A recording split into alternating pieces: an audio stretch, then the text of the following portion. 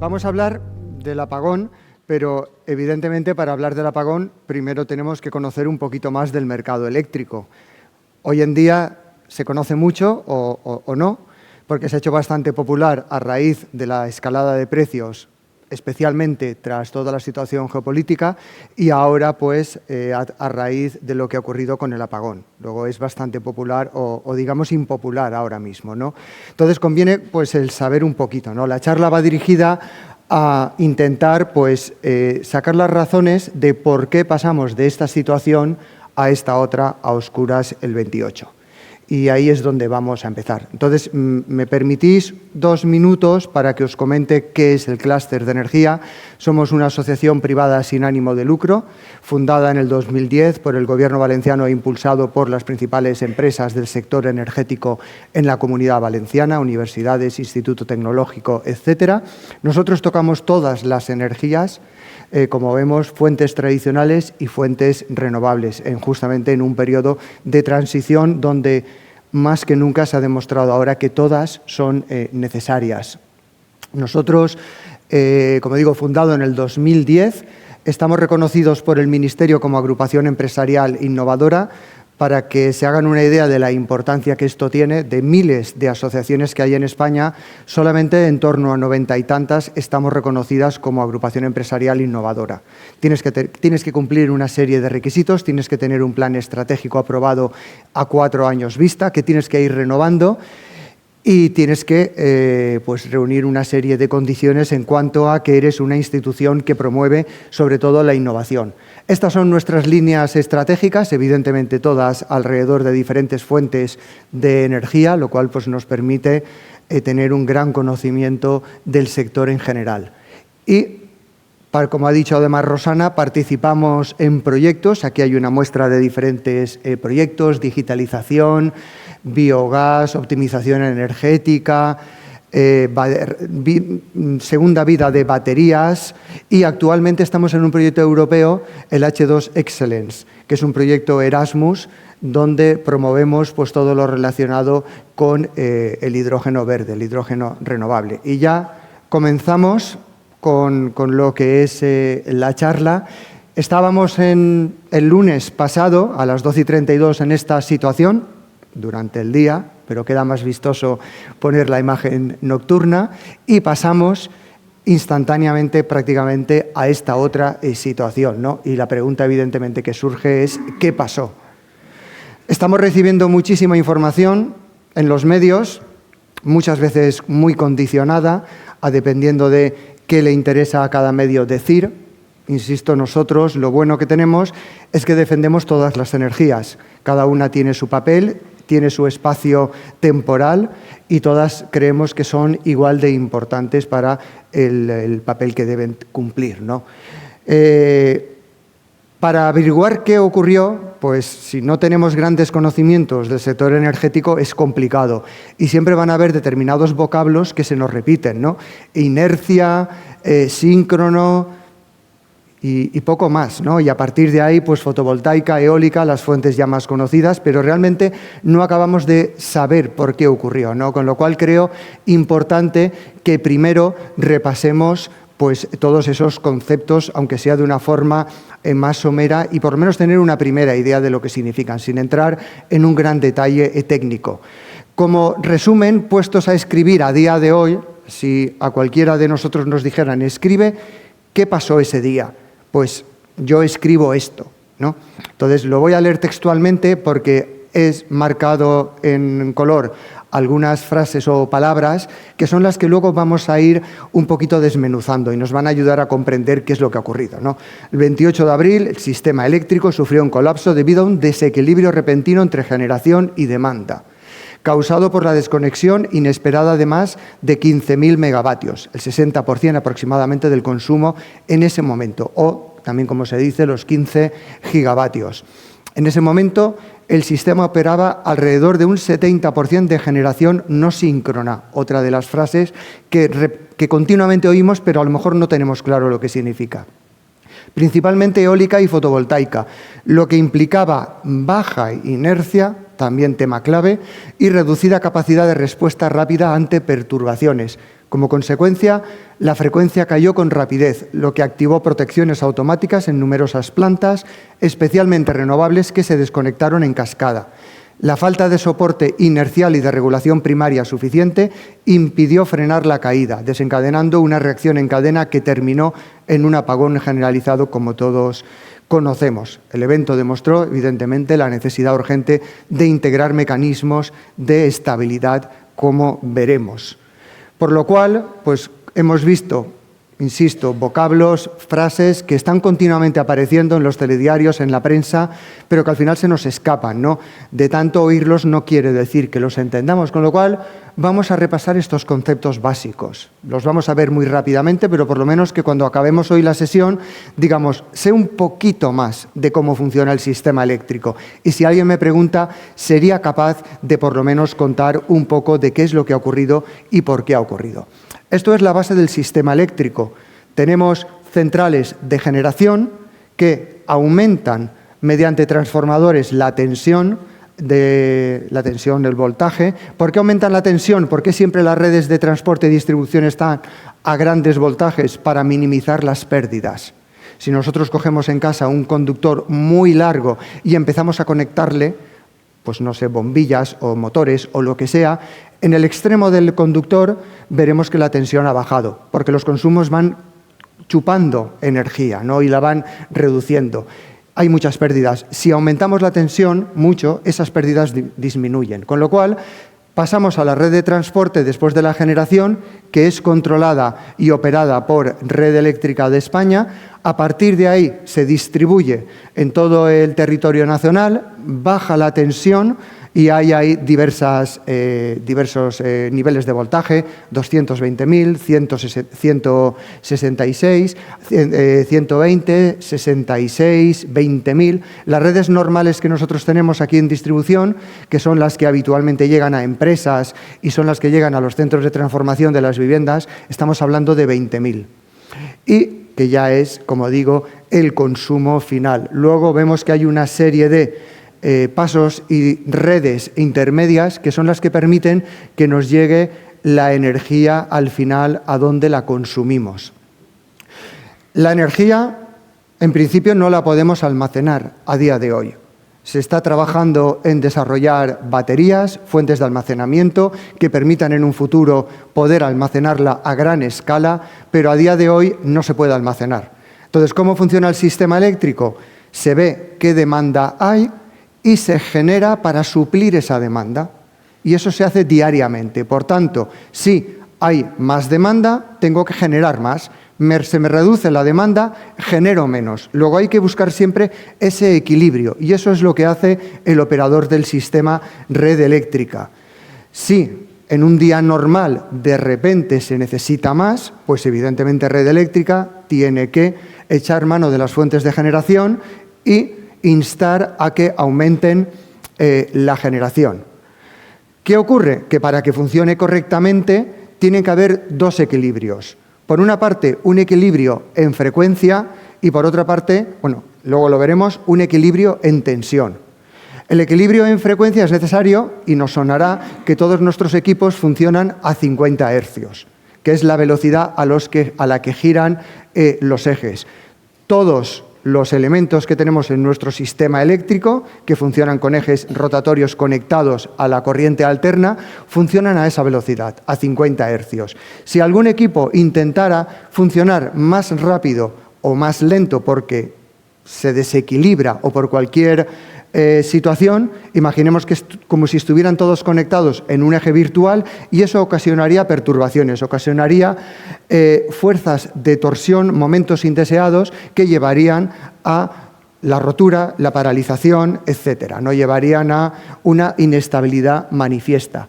Por tanto, es muy importante mantener la frecuencia en la red porque si no, pues nos ocurre lo que viene en el cuadro de abajo, que puede llevar al desacople de los diferentes equipos. Detectan que la frecuencia se ha modificado, no son capaces de mantenerla y se desconectan por seguridad. Y ahí, como veremos, es una de las claves de lo que ha ocurrido.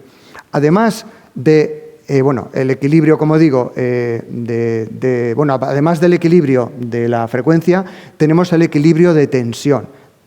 A todos nos suena cuando en casa nos puede ocurrir un aumento de tensión, pues que se nos estropea algún aparato, ¿no? Y eso muchas veces nos dicen, y especialmente ocurrió el lunes, que supongo que a muchos de ustedes se lo dirían, desconectar los aparatos para que cuando venga la tensión no venga con un aumento, con un pico, y que ocasione pues fallos y ocasione el quemar determinados aparatos, ¿no?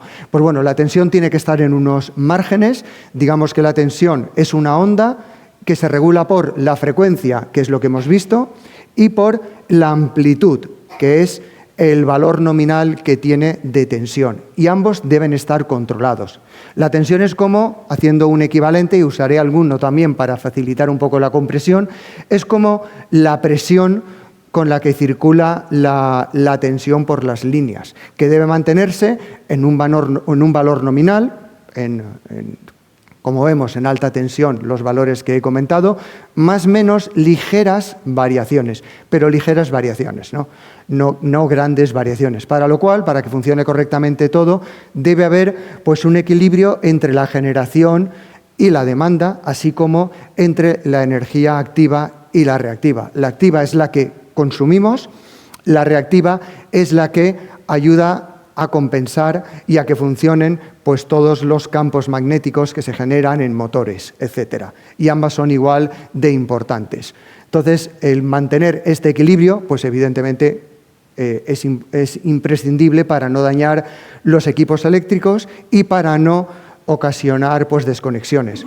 Como digo, en una vivienda habitual, cuando hay una subida importante de tensión, tenemos protecciones en el cuadro donde tenemos todas las protecciones, tanto diferenciales como magnetotérmicas, y un aumento súbito de tensión pues hace saltar protecciones y nos desconecta toda la instalación por seguridad, para que no se nos queme, ¿no?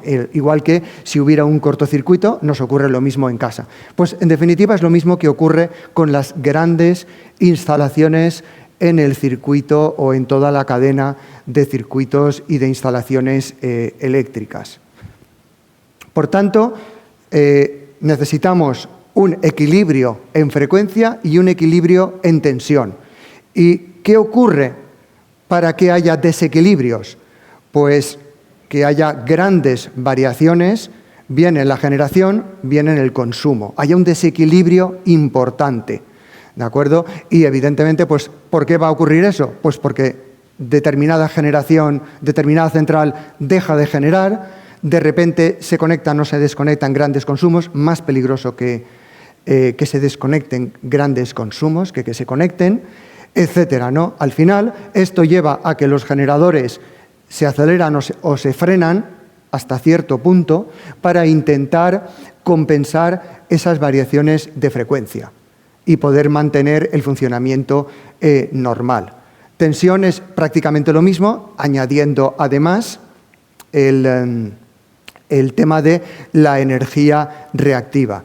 Y además, por ejemplo, también podemos tener una excesiva generación distribuida que lo que está haciendo es inyectando, de repente empieza a funcionar, por ejemplo, e inyecta mucha energía a la red. La red está pensada para inyectar desde las centrales e ir distribuyendo. Si de repente me empieza a inyectar y no lo preveo y no lo corrijo, pues empieza a haber desconfiguraciones y empieza a haber desequilibrios, ¿no? Y es como el desequilibrio en tensión, pues como he dicho, que hay mucha tensión, hay mucha presión y aumenta la tensión.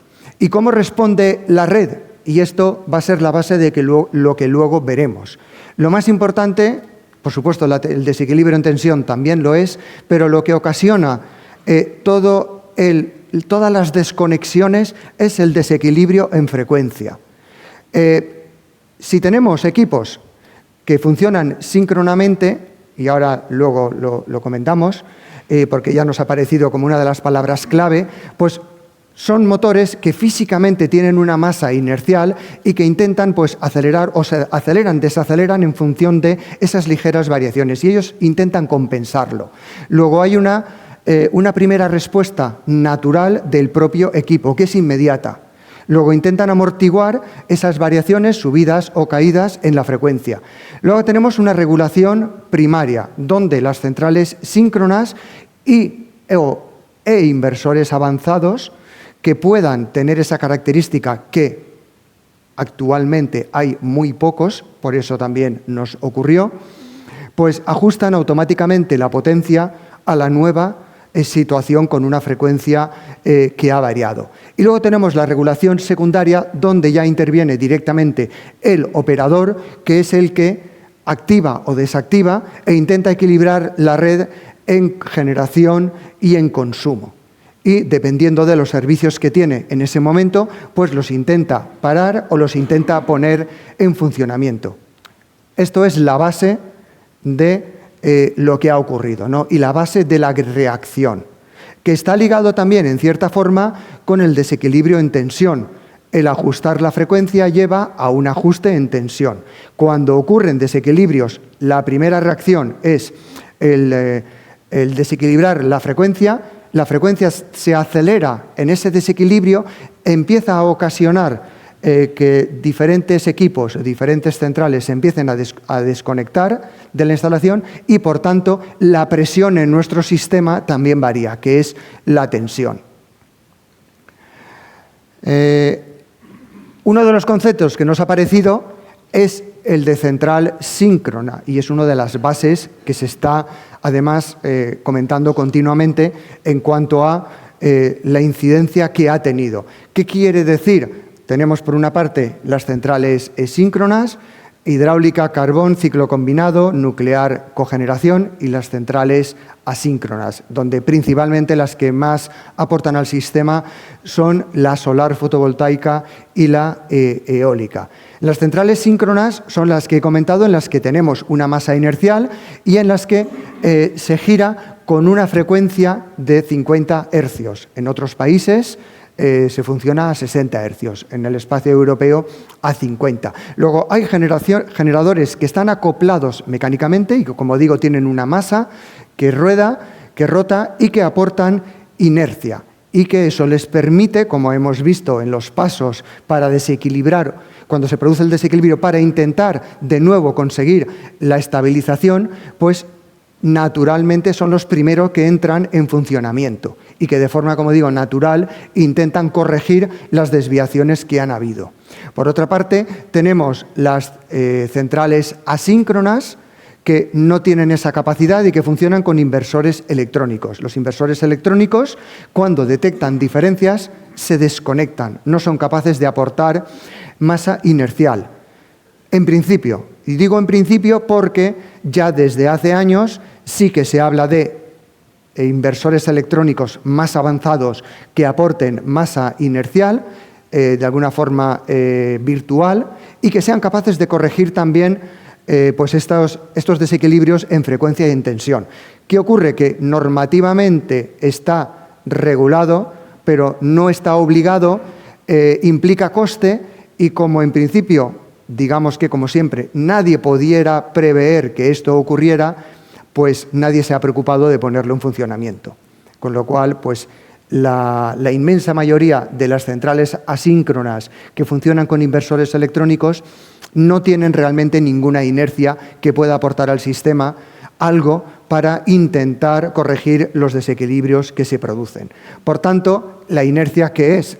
Y es uno de los conceptos que aparecen, es esa capacidad de resistir esos cambios, porque tengo esa masa. Y voy a poner un símil para que lo entendamos.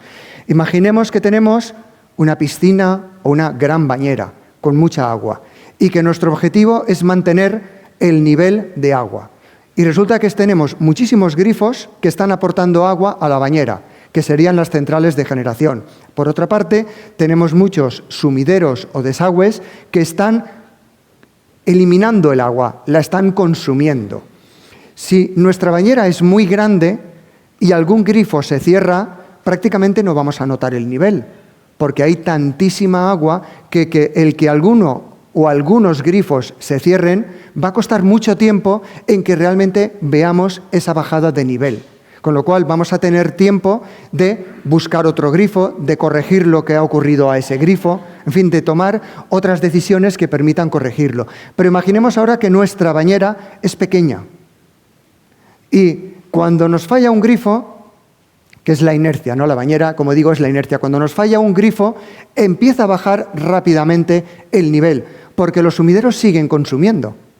Entonces no podemos controlar, rápidamente no podemos poner más grifos que estén inyectando agua. Pues eso, en definitiva, es lo que hace la inercia en el sistema eléctrico. Tener una gran inercia me permite que el sistema funcione y se intente equilibrar durante un tiempo para yo tomar acciones y corregirlo. Tener muy poca inercia no permite que el sistema se autorregule o que intente equilibrar y empieza a desconectarse por seguridad. Vemos que la inercia que podamos tener en nuestro sistema, la inercia eléctrica, es un factor muy importante. ¿Qué ocurre cuando nos ocurre un desequilibrio, como ocurrió el pasado lunes? Tenemos una diferencia entre generación y consumo. ¿Por qué? Pues ahí está la clave, el cómo ocurrió, que a día de hoy se sigue sin saber. Se habla de esos 15.000 megavatios o 15 gigavatios que desaparecieron, pero los consumos no desaparecen. O dejan de consumir porque se han desconectado o están consumiendo, pero no desaparecen. Y 15.000 megavatios es una cantidad muy alta. Luego, no es únicamente un consumo que ha sufrido cualquier percance y se ha desconectado.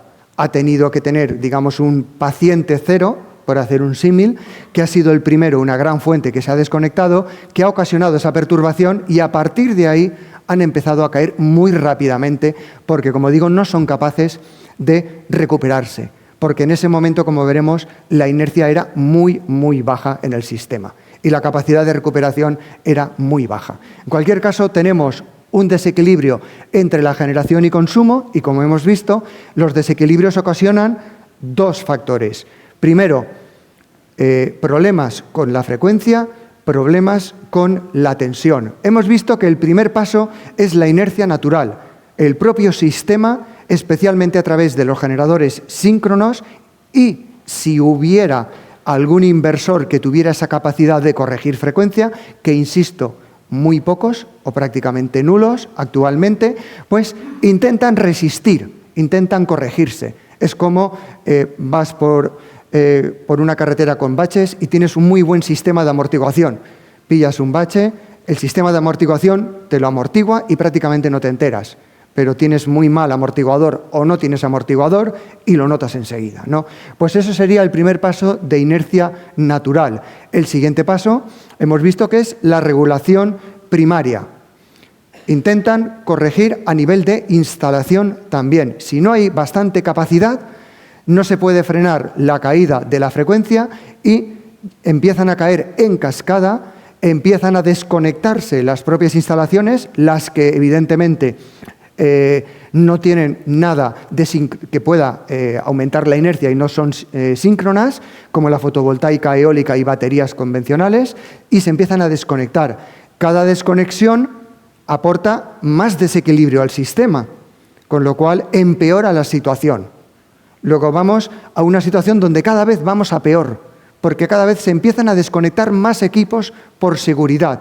Lo que empezó siendo uno, no tuvimos capacidad de respuesta, y son 2, son 4, son 8, y empieza una cascada hasta que el sistema lo intenta corregir, el operador de red, pero no es capaz. Intenta activar instalaciones que puedan rápidamente aportar al sistema, pero estamos en lo mismo. Necesito instalaciones síncronas y que pueda yo darle a una llave, por poner un símil, y que pueda inyectar más gas o menos gas, quemar menos gas o más gas para producir más electricidad muy rápidamente o no. Y eso no lo tengo.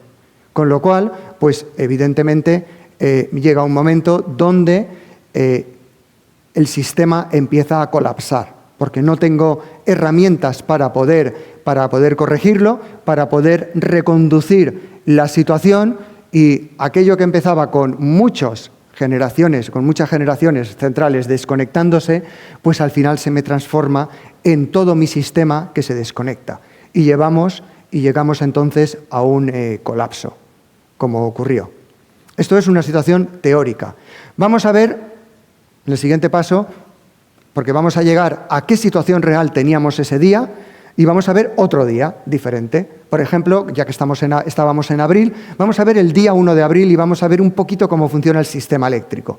El sistema eléctrico, que esto también se hizo bastante popular / impopular realmente, cuando empezó a producirse la progresión de aumento de precios.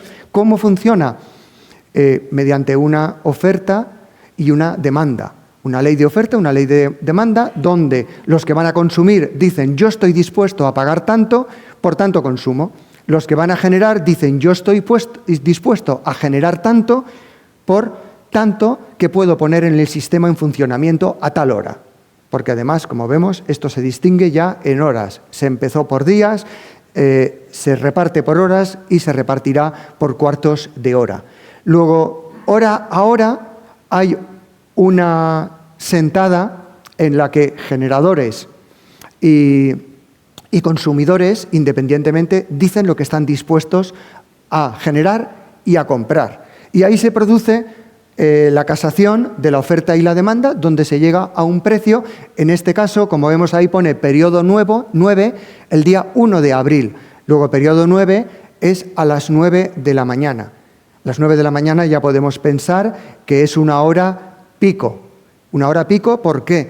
Porque empiezan todas las empresas a funcionar, habrán empezado a lo mejor algunas, entre 7, 8, 9 de la mañana empiezan todas a funcionar de lleno, empieza a necesitarse mucha energía eléctrica en el sistema y aún pues las fuentes tradicionales, principalmente la solar, que es la que más está abasteciendo en las horas principales del día, no está funcionando al máximo que puede. Luego, como vemos, en este caso, el día 1 de abril a las 9 de la mañana, el precio superaba o estaba rondando los 160 euros, 159 euros megavatio. Pues así es como se pone o se fija el precio de la electricidad en el mercado mayorista. ¿De acuerdo? Y esto es hora a hora, cada día, el día anterior. La cantidad inicial, que en este caso vemos que no parte de cero la gráfica, sino de 124.000, es lo que se ha producido de generación y consumo, lo que se ha conectado, generación con consumo, desde las 0 horas hasta llegar a este punto de inicio que es la hora 9. Aquí vemos en todo el día y vemos cómo está marcado la franja vertical de las 9 con el precio marginal. Todo esto es información del operador, de OMIE, que es el operador del mercado eléctrico, que es el que lo regula y el que lo gestiona. Pues vemos ahí el precio que nos ha aparecido antes en la casación de las curvas de oferta y demanda para las 9 de la mañana.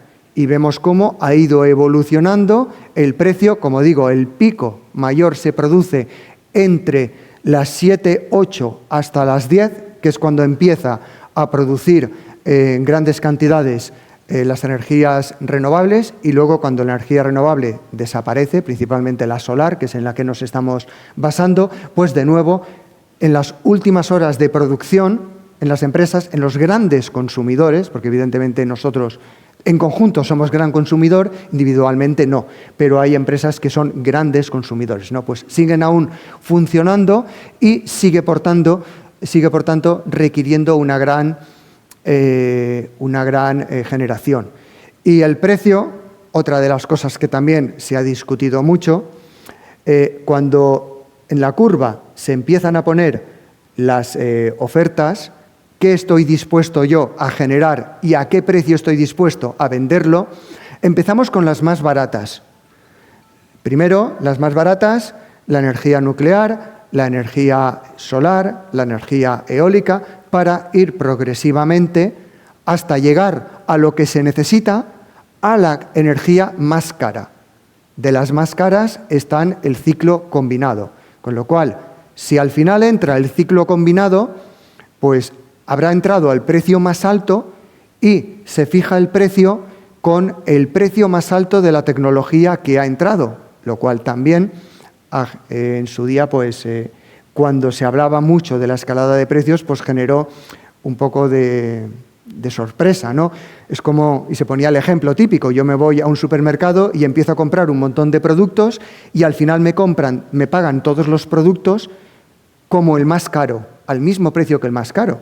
Realmente tampoco es así, porque esto viene además de Europa, funciona en el mercado europeo así, pero la energía, una vez está inyectada a red, es toda igual. Entonces, sí, el mercado habría mucho de qué hablar, ¿no? Los que inicialmente permiten o dicen yo vendo muy barato, también juegan con que sé que va a entrar alguien que va a vender caro. Y que como va a entrar ese alguien que vende caro, yo, aunque diga que vendo barato, voy a cobrar ese precio alto. Luego yo me mantengo barato, porque va a ser el otro el que va a tener el precio alto y, entre comillas, la mala imagen. El que vende caro no le queda más remedio porque son sus costes. Y como digo, cuando entran todos a la red, pues al final toda la energía que consumimos es la misma. Es la misma en el sentido de nos funciona igual. No es que hayamos comprado un producto de mucha calidad y un producto de baja calidad y al final lo paguemos igual. No, la energía es la misma.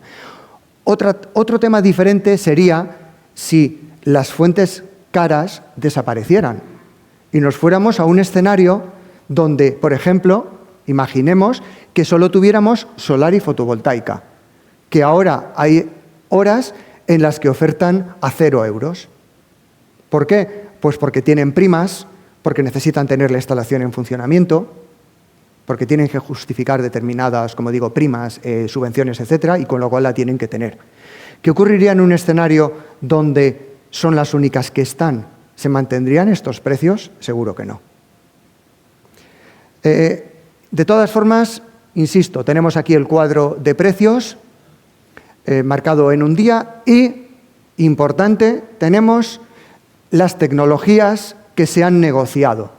O sea, esos precios han llevado en función del consumo requerido, al aporte determinado de determinadas tecnologías, nuclear, fotovoltaica, solar, hidráulica, etcétera. Y esto es el gráfico que nos aparece ese día, donde tenemos aquí pues la lista de las energías y cómo van a aportar. Insisto, todo esto es, entre comillas, teórico / real, porque se hace el día anterior. Luego, evidentemente, en el día pueden haber variaciones, ligeras variaciones. ¿De acuerdo? Pero esto es lo que se negocia el día de anterior, que va a ser una imagen bastante fiel de lo que realmente va a ocurrir el siguiente día. Y esto es lo que llamamos el mix energético.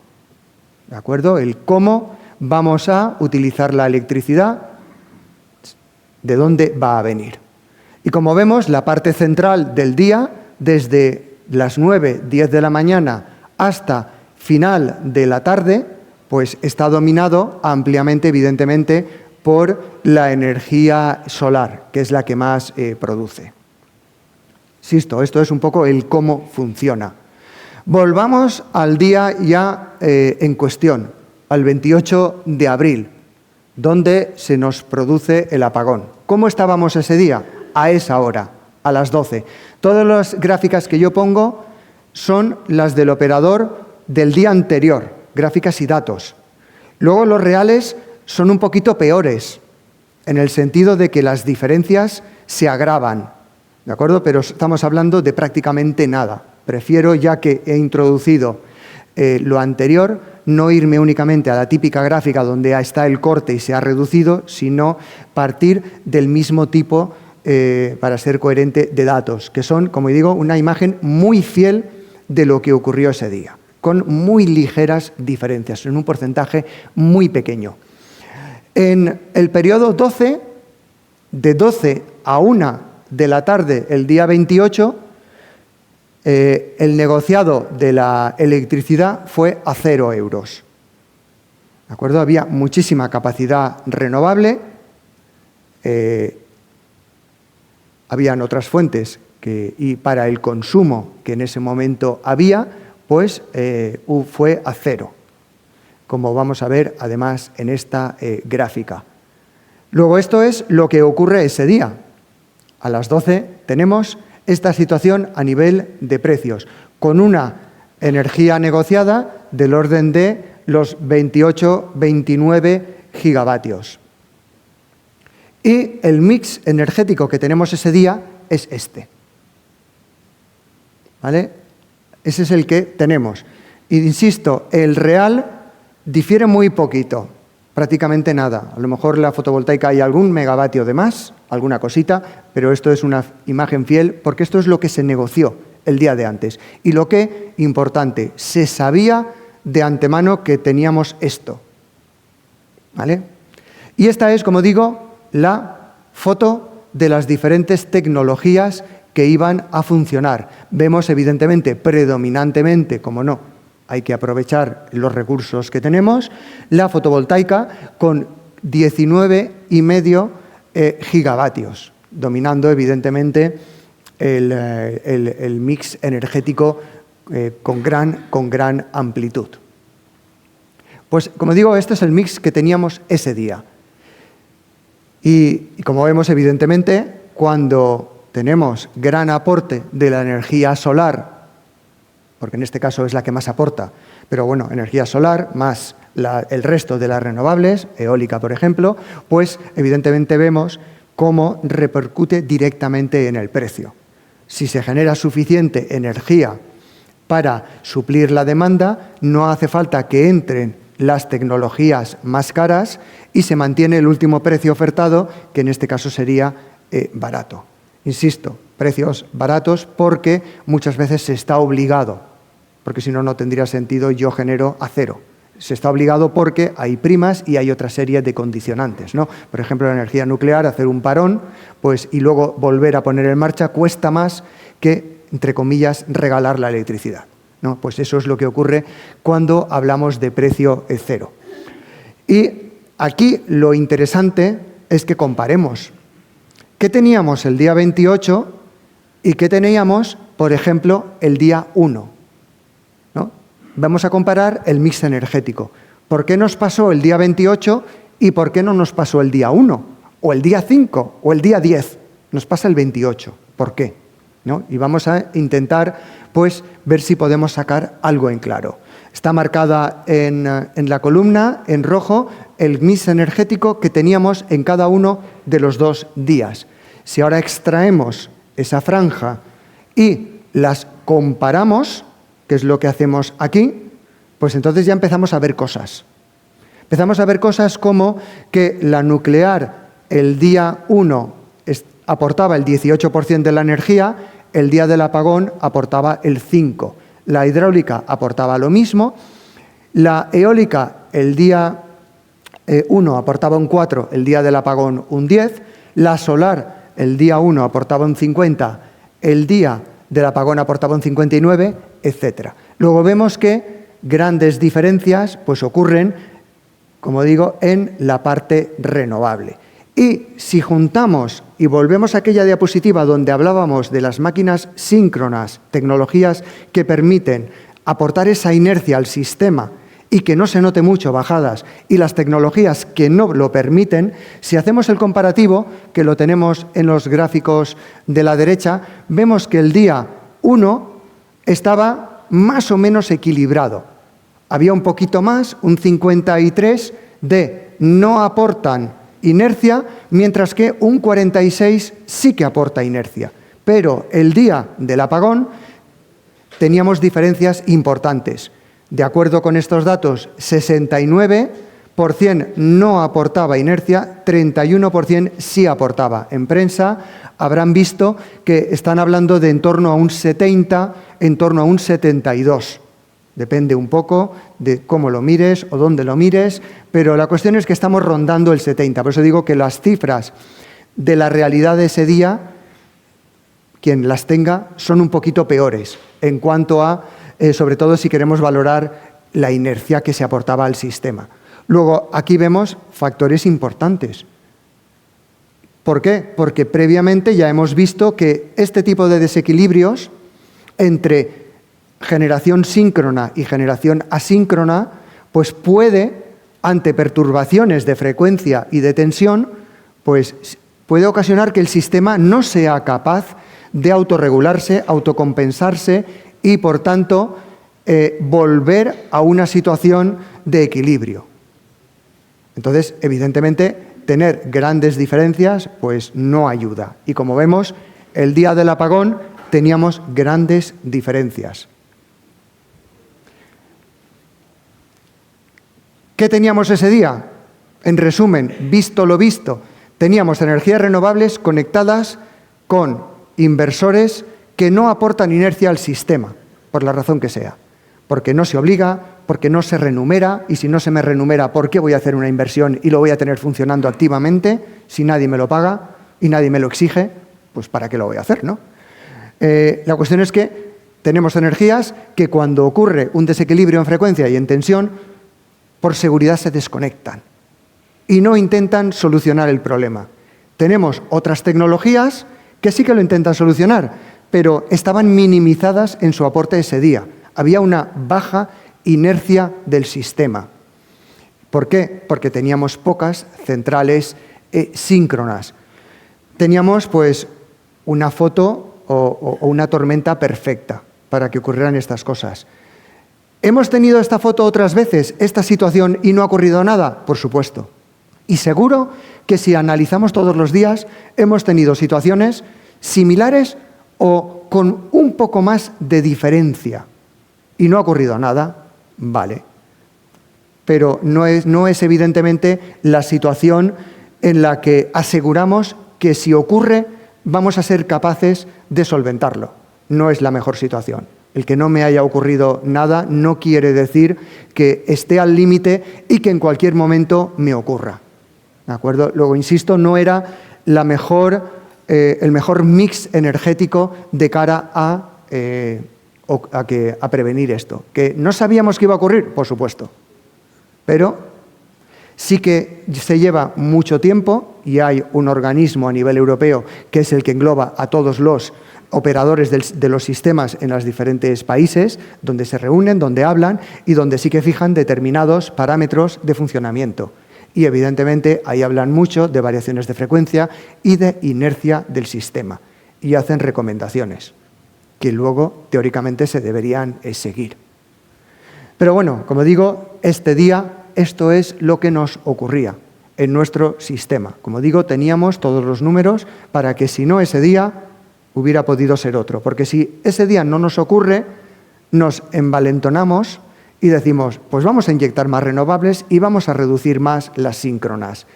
Y así podremos decir que somos casi 100% renovable, a costa de que nos ocurran estas cosas. En definitiva, ¿qué es lo que ocurre? 15.000 megavatios desaparecen por desconexiones automáticas en cascada, principalmente no síncronas, que son las que empiezan, y cuando ya no son capaces de resistir las síncronas, pues se unen y esa reacción en cadena las quita también del sistema y llegamos a ese colapso final, que es el que nos ocurrió. ¿Qué es lo que tenemos que hacer? Pues evidentemente hay que aprender de lo que ha ocurrido.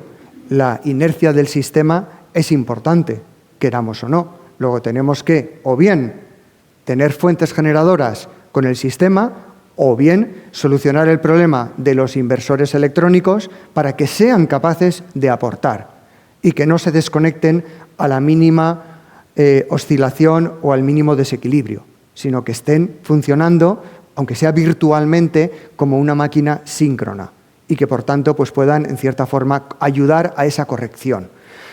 Y de ahí viene lo de activar la inercia sintética en los inversores. Evidentemente, luego pues tenemos que mejorar la transmisión de datos, el poder poner en funcionamiento nuevas centrales o desconectarlas más rápidamente.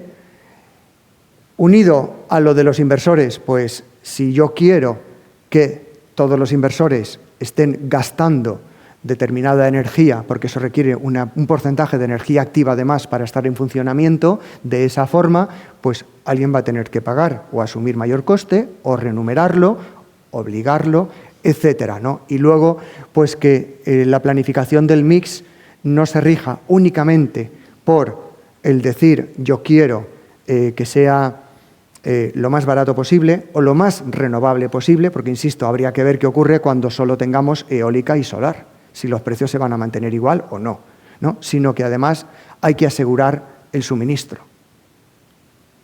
Podemos pensar que es importante, que no lo es, pero es muy importante lo que ha ocurrido. Esto no suele ocurrir, y menos en un país europeo que tenga o que piense que es un país desarrollado. Esto nos lo oímos en algunos otros países y nos hace como gracia o decimos, claro, ¿qué les va a ocurrir? Pero que nos ocurra a nosotros con esta envergadura es para hacérselo pensar, ¿no? En definitiva, volviendo a la primera diapositiva, ¿de acuerdo? Pues ahora yo creo que somos capaces de entenderla un poquito más. El desequilibrio que ocurrió, los 15.000 megavatios que veremos si sabemos qué fue lo desencadenante y qué es lo que realmente ocurrió. De momento sabemos o podemos saber por qué ha ocurrido, pero, como he dicho, el paciente cero exactamente no lo sabemos. Sabemos que esto ha ocurrido por un efecto dominó por bajada de frecuencia, disminución de frecuencia, y que ha ido ocasionando la desconexión por seguridad de aparatos. Pero, ¿qué pasó en el primer punto? O en los dos primeros, los tres primeros. ¿Qué fue lo que lo originó? Eso es lo que hay evidentemente que averiguar. Soporte inercial, creo que hemos más o menos visto, recordemos el ejemplo de la bañera, con muchos grifos que aportan y muchos sumideros que consumen el agua, y la necesidad que tenemos de equilibrarlo. Y finalmente, lo que sí que hay que decir es que no se trata ni de frenar la transición energética, ni de estar en contra de las renovables, ni nada. Y de ahí vuelvo al principio de lo que he comentado. Nosotros somos el clúster de energía, y dentro de nuestros asociados y de las energías con las cuales nosotros trabajamos, innovamos, pues se encuentran las no renovables. Porque estamos en un periodo de transición, donde cada una tiene que cumplir su papel. Y si una tiene que desaparecer de aquí a X años, pues desaparecerá. Pero desaparecerá cuando estemos seguros de que tenemos el cambio oportuno y con la seguridad oportuna. No que queramos acelerar ese cambio y que pongamos, por tanto, en riesgo todo el sistema. Porque, como hemos visto, es muy importante asegurar la estabilidad del sistema. Y por mi parte, nada más. Muchas gracias por la atención, y si tuvieran algún comentario o quisieran hacer alguna pregunta. Yo sí tengo un comentario. Mire, yo ese día estaba en Madrid y por la radio y Lázaro salió hablando un alto mando de defensa y dijo que era muy difícil que en 8 segundos bajasen esos 15.000 megavatios por segundo y que había habido a lo largo de la historia, en los años, países donde se habían quedado también a oscuras, pero provocado en un país que no recuerdo había sido China, que lo había hecho, y en otro país habían sido los Israel, que no era potencia, lo que lo habían hecho. Entonces ahí queda la cosa que no está claro. A ver, en el primer momento, esas teorías, pues evidentemente estaban. A mí, particularmente, me pilló en un bar, fui a pagar con el móvil, porque hoy en día prácticamente ya no llevas dinero, y no funcionaba. Y nos salimos a ver si es que aquí hay no sé qué, que no hay cobertura, y tampoco funcionaba afuera. Y fue cuando me enteré. Cuando llegué a mi casa, pues habían vecinos allí abajo hablando, y lo primero que me dijeron fue justamente eso, porque yo no sabía nada, no me había enterado qué ha pasado, y me dijeron, no, esto parece un ciberataque, un no sé qué. Eso se ha descartado completamente. Cualquiera que mantenga esa teoría a día de hoy está completamente equivocado. Otra cosa es que intentemos echar la culpa a alguien, que es diferente, pero esa teoría está totalmente descartada. No ha sido ni ningún ciberataque ni nada. Ha sido, por lo que sea, ha fallado eso. Hay que averiguar la causa. Entonces, para eso hay una especie de caja negra con qué es lo que ocurrió durante todo ese día. Además, se ve, por lo poco que está trascendiendo, de que horas antes de ocurrir el apagón, pues ya habían perturbaciones. Y no solamente horas antes, sino que varios días antes había ocurrido también. Entonces, ¿qué estaban haciendo? ¿Pruebas de un ciberataque? No. No, insisto, incluso el propio gobierno, que entiendo que le interesaría que fuera un ciberataque, porque así echamos la culpa a un tercero, ha dicho claramente que no lo es. Luego, esa teoría está totalmente descartada. ¿Vale? Luego habrá que buscar exactamente por qué se han desconectado, porque evidentemente esto ni es una planta ni han desaparecido. Tiene que haber una causa, pero hay que averiguarlo.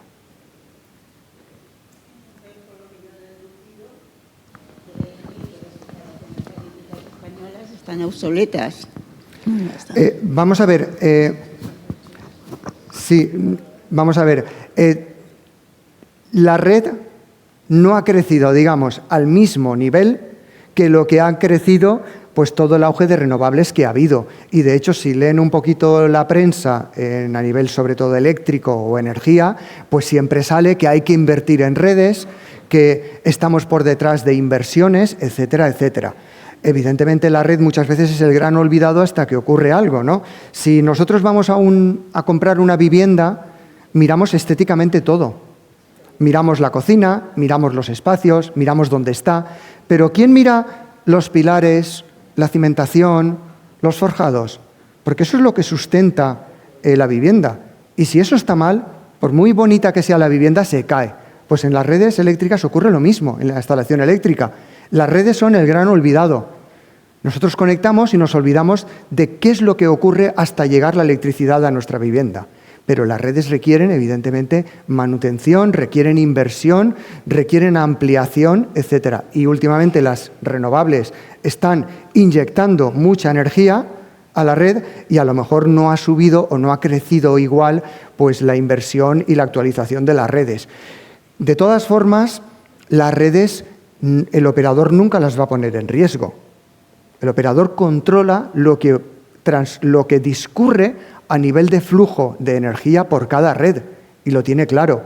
No es que vamos a conectar aquí y de repente esto explota, no. El operador sabe exactamente cuánto discurre por cada línea y lo regula. Luego, estarán mejor o peor las redes, pero no se pone en peligro las redes, porque no estén actualizadas. Lo único que podría ocurrir es que no se puede inyectar aquí, que eso también ocurre. Alguien quiere hacer una instalación en un sitio, pero no tiene lo que se llama el punto de evacuación, porque no tiene dónde verter la energía, porque requeriría una ampliación, porque no está planificado hacerla aún, etcétera, etcétera. Pero lo que no se va a poner tampoco es en riesgo el colapsar o el sobresaturar las redes. Entonces, aunque no se hayan actualizado al mismo ritmo, eso no quiere decir que no sean capaces de funcionar correctamente y de transmitir todo lo que requiere nuestro sistema. Sí que lo son. ¿De acuerdo? Sí que lo son, ¿eh? Buenos días. Felicitarle por la charla tan interesante que nos ha dado. No veo dónde, pero bueno, lo oigo. Al final, vale. Al gallinero. Vale. Mi pregunta es, ¿el punto de equilibrio entre la energía con inercia y sin inercia? La fotovoltaica, en verano tendremos más generación de energía porque tenemos más horas de luz solar que en invierno. Entonces, el punto de equilibrio, según la gráfica que nos ha puesto, era aproximadamente 50% de una generación de energía con respecto a la otra. El día 28 había el 31% y había una descompensación que no se pudo compensar o equilibrar o distribuir con el sistema de red eléctrica que tenemos ahora. ¿Cuál sería el punto de equilibrio? ¿50-50? ¿O en verano, que vamos a más generación fotovoltaica, habrá una descompensación y estaremos más expuestos a riesgos como lo que ha pasado el 28 de abril? Sí, vamos a ver. No es que, primero, no podemos cifrar un punto exacto. De hecho, hay países que funcionan con estos ratios y no les ocurre nada. ¿Vale? Luego, por eso lo he dicho, y seguramente habremos estado funcionando multitud de días con este porcentaje y no ocurre nada. El problema no es porcentajes renovables, porcentajes no renovables.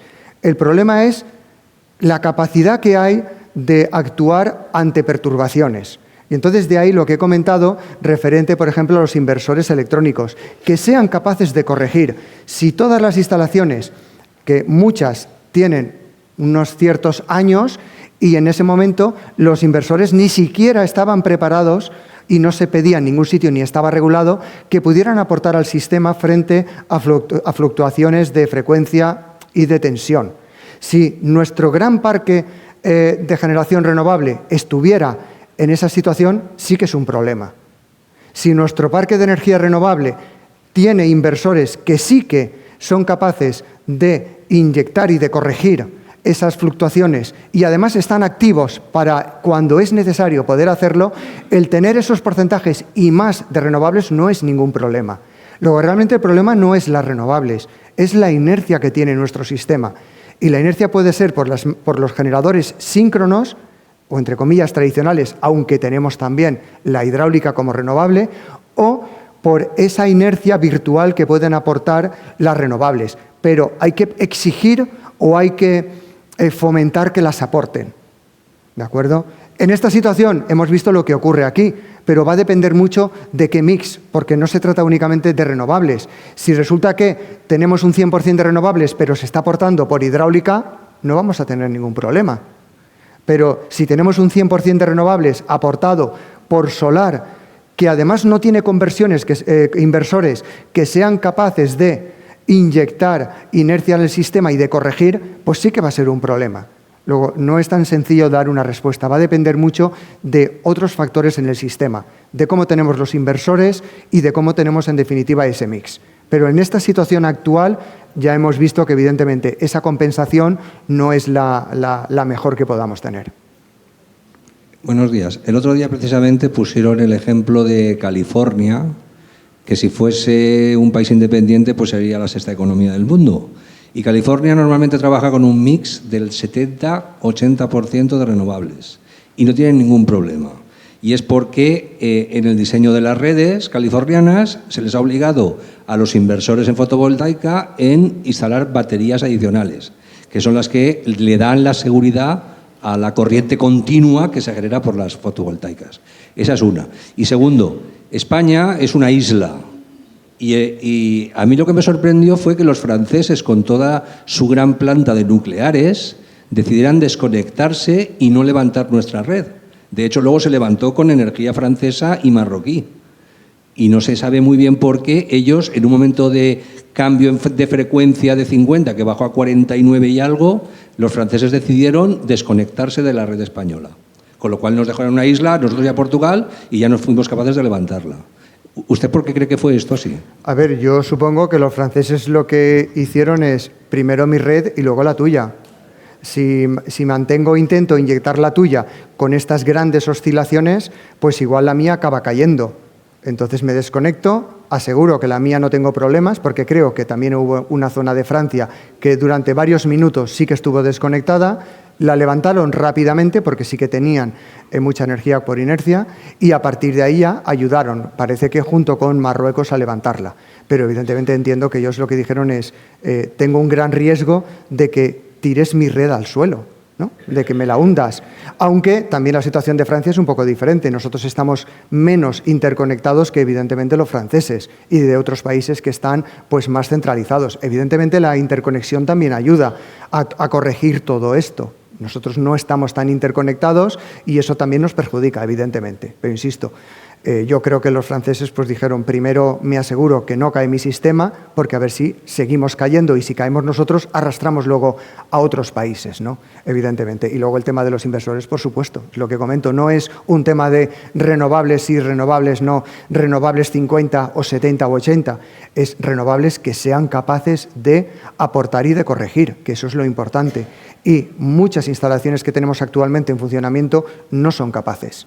Al final tenemos una regulación, pero, como he dicho antes, durante la presentación, pues si no tenemos incentivos o no tenemos obligaciones, pues ¿por qué vamos a hacer determinadas cosas? No hay negocio, entre comillas, ¿no? Pues habrá que trabajar en ello, habrá que obligar, habrá que incentivar, pero evidentemente hay que tomar nota de lo que ha ocurrido para que no vuelva a ocurrir y para cambiar pues toda esa energía renovable y que sea un poco que tenga mayor aporte de inercia, ¿no? Y que no a la primera de cambio pues empiecen a desconectar, evidentemente. Buenos días. Sí, hay un tema que no acabo yo de entender y es que, vamos, según parece, la energía nuclear es más estable y es más manejable y evita cierto tipo de riesgos de este tipo, ¿no? Entonces, siendo que toda Europa está ampliando su inversión y sus instalaciones en energía nuclear, no acabo de entender por qué España va en sentido contrario. Bueno, esa es una gran discusión que hay hoy en día. Aquí estamos hablando de ideología. Por la razón que sea, hay quien no quiere saber nada de las nucleares y hay quien sí quiere saber de las nucleares. Francia, que nos pudo ayudar y nos ha ayudado a salir, están yendo en camino contrario por buscar inmediatamente nuestro vecino. Están instalando nuevas nucleares, ¿no? Entonces, pues habría que preguntárselo a los que están en contra de las nucleares. ¿Por qué? Evidentemente, pues en el resto de Europa, además, está catalogado como energía verde. Se está produciendo reactores en China y en Rusia que pueden tratar los propios residuos que se generan, y aún así los residuos está científicamente comprobado que están seguros.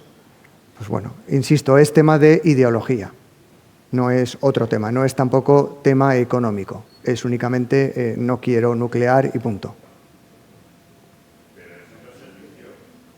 Bueno, pues eso habría que preguntárselo a quienes están en contra. Digo, hay una gran discusión ahora mismo y claro, esto evidentemente pone de manifiesto que si las nucleares, que van al precio mínimo también, aportaran más al sistema, pues a lo mejor no hubiéramos tenido esta situación. Y rápidamente hay quien ha salido a decir lo contrario, para que nadie coja esa idea. Es lo que hay. Yo no le puedo decir ahí, ya insisto, esto es tema de ideología, no quiero nucleares, no es que la nuclear sea muy mala por algo, no emite CO2, no es cara, es otro tema diferente. Y que mirando a Europa cambió la denominación a verde, nuestros amigos franceses y vecinos están instalando nuevas centrales nucleares y nosotros efectivamente vamos en dirección contraria. Efectivamente.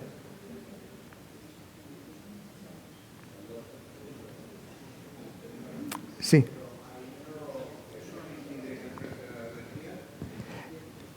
Perdón. No, que digo que si eso que estás comentando, que si no incide en el bueno, precio de la las energía, primeras sí, que entran en la precio... renovable es más económica que la nuclear. son las primeras que entran. Vamos a ver, lo que es curioso, y puestos ya a hablar de todo, es que si miramos el plan a 2030, cuenta con la eliminación de las nucleares, pero cuenta con seguir manteniendo una cantidad importante de ciclo combinado. Y ciclo combinado es la tecnología más cara. Luego, precisamente por tema económico no es, porque si no hubiéramos quitado ciclo combinado. Luego, por tema económico no es, y es de las primeras que entran en el mix energético a menor coste. De hecho, como he dicho, por no parar y volver a arrancar, que es más caro, suelen ofertar muchas veces a cero. Con lo cual no es que digamos que es la tecnología más cara, ni mucho menos, para nada. No. Junto con eólica y solar son las que introducen inicialmente.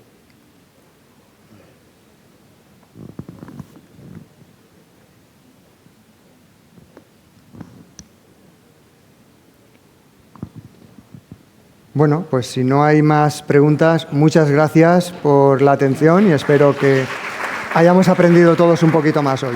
Gracias.